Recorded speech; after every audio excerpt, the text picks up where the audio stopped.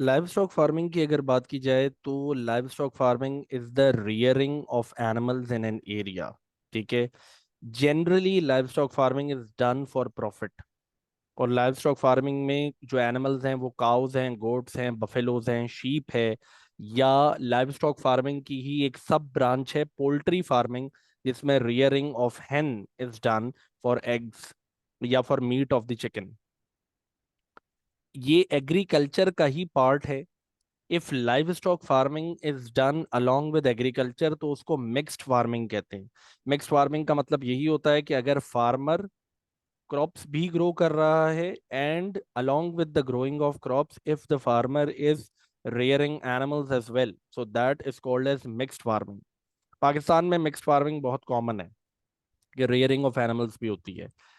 Live stock farming is famous for its capital intensiveness. a very high investment is required for livestock farming। अगर livestock farming की बात की जाती है तो जो इन्वेस्टमेंट लेवल है वो बहुत ज़्यादा हाई है इसके अंदर। इवन अगर हम आजकल की पाकिस्तान की बात करें तो an average buffalo cost around 4 lakhs और समथिंग। एवरेज बफेलो की बात कर रहा हूँ, अच्छी बफेलो की बात नहीं कर रहा हूँ। अच्छी बफेलो और महंगी है। अब आ जाते हैं टुवर्ड्स द फैक्टर्स रिक्वायर्ड, के फैक्टर्स कौन कौन से रिक्वायर्ड हैं लाइव स्टॉक फार्मिंग के अंदर। तो लाइव स्टॉक फार्मिंग के लिए सबसे पहले तो आपको ग्रेजिंग फील्ड्स यानी कि ये है grazing field where the animals are going to eat the grass या फूड अवेलेबल फॉर देम, वो चाहिए। यहाँ पर जो लेबर आपको रिक्वायर्ड है that is going to be skilled and trained labour. ऐसी लेबर जो प्रॉपरली स्किल्ड होगी, क्योंकि एनिमल्स को ट्रीट किस तरह करना है इसकी ट्रेनिंग होती है। अब एक आदमी जिसको पता ही नहीं है कि एनिमल्स को कैसे ट्रीट करना है वो किसी काम का नहीं है। इसके लिए प्रॉपर एक्सपीरियंस चाहिए होता है, क्योंकि एनिमल्स के सर्टन साइंस होते हैं जिसके थ्रू पता किया जाता है कि भाई किस एनिमल की क्या कंडीशन है, कोई बीमार है नहीं है क्या है, उसके साइंस हैं। Climate is suitable that is required. अच्छा, ये एक बात आजमाई हुई है कि हर एनिमल को का सर्टन क्लाइमेट है जो उसको सूट करता है। अगर आप उसको उसके क्लाइमेट से निकाल कर किसी और जगह पालने की कोशिश करेंगे तो पाल तो लेंगे लेकिन उसकी वैसी ग्रोथ नहीं आएगी जैसी ग्रोथ उसके अपने क्लाइमेट में आती है। For ji. एग्जांपल शीप की अच्छी ग्रोथ होती है केपीके में। आप उसको उठा के सिंध में पालते हैं ना तो वो वैसी ग्रोथ आती नहीं है। फिर आप उसके लिए फीड या इस किस्म की और चीज़ों का इस्तेमाल करते हैं कि उसकी ग्रोथ वैसी आए। Water is required. ठीक है। फॉडर, जिसको जानवरों का चारा या फूड या feed, anything, that is required. Veterinary facilities, जानवरों का doctor, that is another important thing required. Investment की तो बात मैं कर ही चुका हूँ कि heavy investment is required. Premises area चाहिए, एनिमल शेड चाहिए आपको, machinery is required, and training to the farmers. ये कुछ बेसिक फैक्टर्स हैं which are going to be required if livestock farming is going to be done. अब live stock farming कहीं भी होती है, किसी भी जगह करें, सिंध में करें, पंजाब में करें, whatever it is, these are the primary factors which are going to be required. Output की अगर बात की जाए तो what is the output that is going to be obtained, meat, milk, wool या स्किन और eggs. These this is the output that is going to be obtained once we talk about livestock farming. अच्छा, एक और बात बताऊं कि live stock farming जो है वो आपके पास या तो सबसिस्टेंस होती है, ठीक है, या कमर्शियल बेसिस पर होती है। सबसिस्टेंस फार्मिंग का मतलब है कि the farmer is keeping the animals for his own use. लोगों ने घर में एक बफेलो रखी हुई है जिससे वो मिल्क कंज्यूम करते हैं, हो सकता है। कई लोग घरों में हेन्स पालते हैं या फार्मर्स ने हेन रखी हुई है एग्स के लिए, हो सकता है। ये कहलाती है सबसिस्टेंस। या फिर होती है कमर्शियल। ठीक है, कमर्शियल में दो तरह की है, या तो सेटल्ड होगी या कॉन्स्टेंटली शिफ्टिंग होगी। सेटल्ड लाइव स्टॉक फार्मिंग का मतलब है कि the farmer is rearing the animals for profit, लेकिन वो एनिमल्स एक जगह से दूसरी जगह लेकर नहीं जाता है, बल्कि वो परमानेंटली एक ही जगह उसने सारे एनिमल्स को रखा हुआ है, वहीं वो उनको पालता है और वहीं बेचता है। ये permanent settled commercial live stock farming होती है।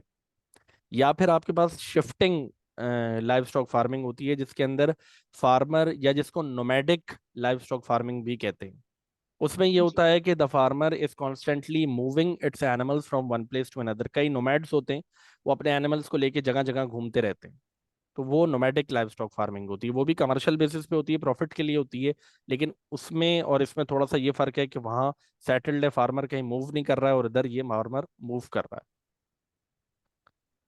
ओके। अच्छा, एक और इम्पॉर्टेंट चीज इसके अंदर जो है वो है एरियाज ऑफ एनिमल रेयरिंग। अच्छा, किस एरिया में कौन से एनिमल्स रखे जाते हैं और उसकी क्या वजह है, ये बहुत एक इंपॉर्टेंट चीज है, एग्जाम में आ जाती है, पता होनी चाहिए। बफेलोज की अगर बात की जाए तो इनको पंजाब में रखा जाता है। पंजाब में क्यों? क्योंकि बफेलो का मसला ये है कि बफेलो का टेम्परेचर बड़ा हाई होता है, body temperature, and buffalo needs to sit in water all day long. अब और वैसे भी, हाँ, पानी में बैठना, भैंस को पानी में बैठना पसंद है, और पानी में बैठे तो ही ये अंडर कंट्रोल रहती है, काम डाउन रहती है। अब वाटर जो है वो आपके पास सिंध से ज्यादा पंजाब में अवेलेबल है, क्योंकि lot of rivers, ponds, lakes and other stuff is available in Punjab. So water is available in large quantity. ठीक है। प्लस ये कि बफेलो रिक्वायर्स फ्लैट लैंड, जो कि लोमी सॉइल वाली होती है, that is easily available in Punjab. And climate that is required for rearing buffaloes is suitable in Punjab. तो majority of the buffalo farming is done in Punjab. However, it is done in Sindh as well, but on a very small scale. ज्यादातर आपको जो buffalo farming मिलेगी वो पंजाब में मिलेगी। Okay. Second is goats. Goats की बात की जाए तो गोट्स की क्वालिटी ये है कि they can survive with less water and less food. तो सिंध और बलूचिस्तान के जो एरिड जोन्स हैं, यानी कि बलूचिस्तान का dry area Kharan desert, Sindh का ड्राई एरिया थर डेजर्ट, और पंजाब से connected Cholistan desert is the area where you are going to find a lot of goats. ठीक है, क्यों? क्योंकि वहां पर लेस वाटर है, less amount of grazing fields हैं, ये सर्वाइव कर जाते हैं। And the goats can survive in higher temperature as well, this is why they are available there. Sheep की बात की जाए तो they are available in KPK because the climate is suitable and the sheep can easily survive in mountainous areas, so the landscape is suitable for them as well, so they are able to survive as well. अच्छा, cows की अगर बात की जाए तो cows are available in Sindh and Punjab. और सिंध में जो काऊ होती है वो बेसिकली उसकी क्वालिटी ज़्यादा अच्छी नहीं होगी, क्योंकि सिंध में एवरेज टेम्परेचर बहुत हाई होता है, और फॉडर बहुत ज़्यादा अवेलेबल नहीं है, फूड फॉर द एनिमल ज़्यादा नहीं है। पंजाब की जो काउज होती हैं उनकी क्वालिटी अच्छी होती है, क्योंकि वहाँ fodder for the animals easily available है, और क्लाइमेट जो है वो वहाँ का सूटेबल है। इस पर क्वेश्चन एग्जाम में बन जाता है कि वो आपको जगह मैप दे देगा, और आपसे पूछेगा कि भाई बताएं कि कौन सा एरिया है जहाँ बफेलोस रियर होती है, कौन सा एरिया है जहाँ गोट्स रियर होती है। तो प्रोविंस को, पूरे प्रोविंस को हाईलाइट करना पड़ेगा कि भाई this is the area where the rearing of buffaloes is done, this is the area where the rearing of goats is done. इस तरीके से इसको करना होता है। Importance of livestock farming की बात की जाए तो वही कॉमन बेनिफिट्स हैं कि लाइव स्टॉक फार्मिंग अगर होगी तो लाइव स्टॉक फार्मिंग से GDP of the country is going to increase, employment to the people is going to be received, it is going to satisfy the food demand by providing the people with the meat, milk and eggs, chicken, etc. ठीक है, ये भी इसका एक advantage है। और इसके अलावा ये है कि exports of the country can increase which will lead to an improvement in the export sector. तो इस तरह की चीज़ें जो हैं वो लाइव स्टॉक फार्मिंग के बेनिफिट्स के अंदर आती हैं।